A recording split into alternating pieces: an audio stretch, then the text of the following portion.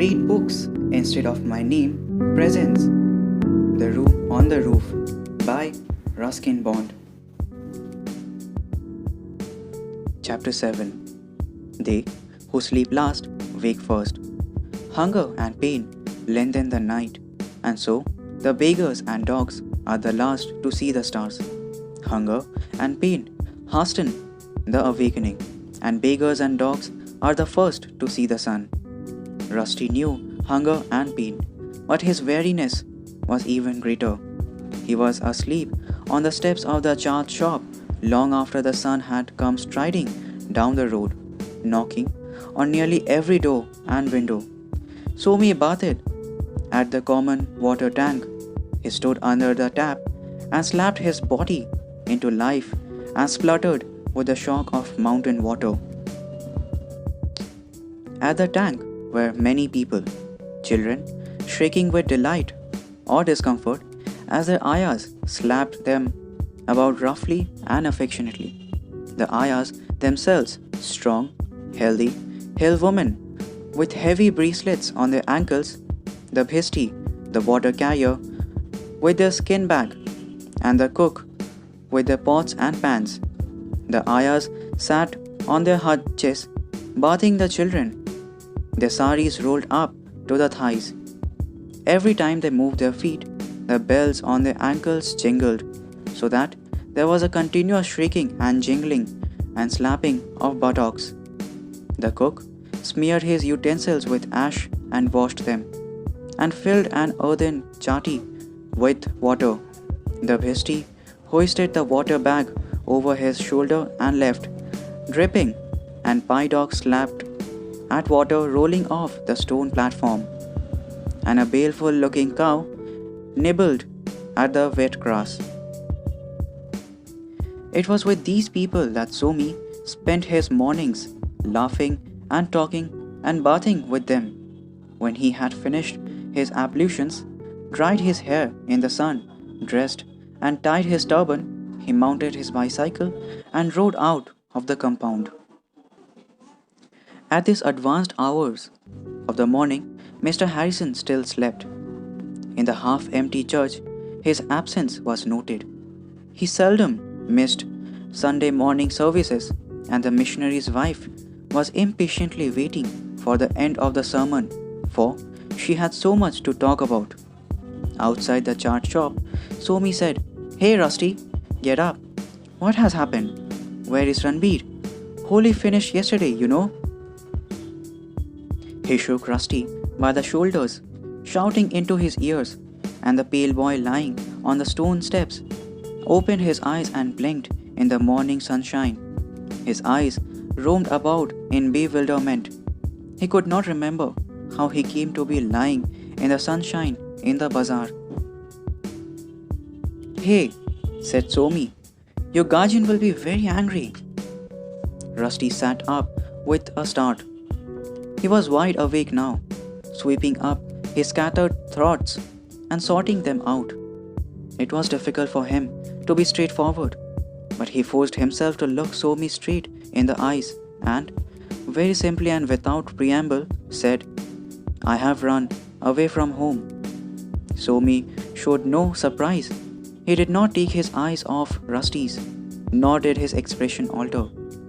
A half smile on his lips, he said, "Good. Now you can come and stay with me." Somi took Rusty home on the bicycle.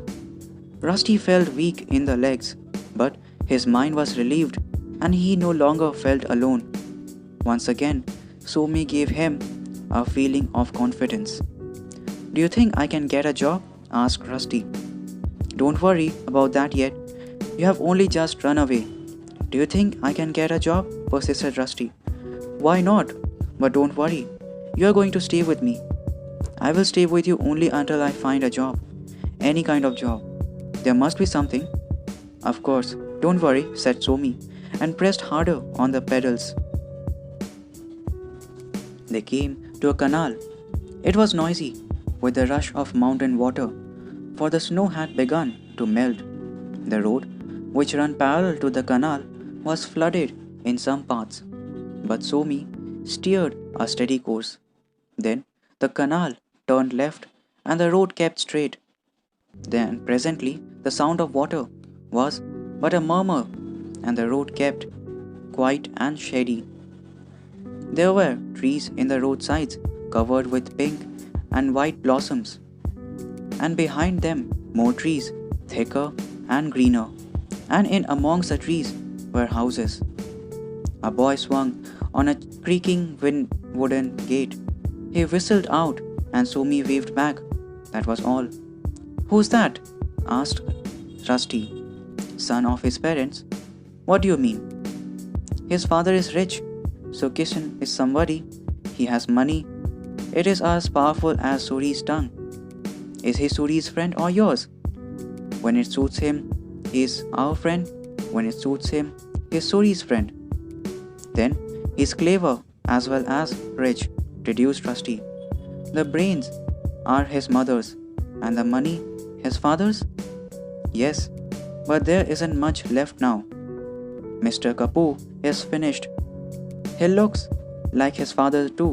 His mother is beautiful." "Well, here we are." Somi rode the bicycle in amongst the trees and along a snaky path that dodged this way and that, and then they reached the house. It was a small flat house covered completely by a crimson bougainville creeper. The garden was a mess of marigolds which had sprung up everywhere, even in the cracks at the sides of the veranda steps. No one was at home. Somi's father was in Delhi, and his mother was out for the morning, buying the week's vegetables. "Have you any brothers?" asked Rusty as he entered the front room. "No, but I got 2 sisters." "But they are married. Come on, let's see if my clothes will fit you." Rusty laughed, for he was older and bigger than his friend. But he was thinking in terms of shirts and trousers, the kind of garments that was used to wearing. He sat down on a sofa in the front room whilst Somi went for the clothes. The room was cool and spacious and had very little furniture, but on the walls were many pictures, and in the center a large one of Guru Nanak, the founder of the Sikh religion. His body bare, a saint sat with his legs crossed and the palms of his hand touching in prayer, and on his face there was a serene expression. The serenity of Nanak's countenance seemed to communicate itself to the room. There was a serenity about Somi too, maybe because of the smile that always hovered near his mouth. Rusty concluded that Somi's family were middle-class people. That is, they were neither rich nor beggars, but managed to live all the same. Somi came back with the clothes. "They are mine," he said, "so maybe they will be a little small for you. Anyway, the warm weather is coming, and it will not matter what you wear, better nothing at all." Rusty put on a long white shirt which, to his surprise, hung loose. It had a high collar and broad sleeves. "It is loose," he said. "How can it be yours?"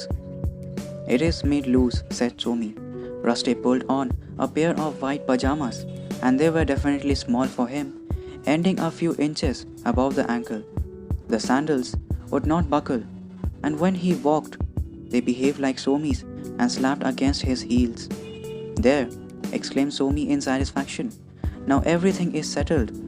Chart in your stomach, clean clothes on your body, and in a few days we find a job. Now, is there anything else?" Rusty knew Somi well enough now to know that it wasn't enough to thank him for anything. Gratitude was taken for granted.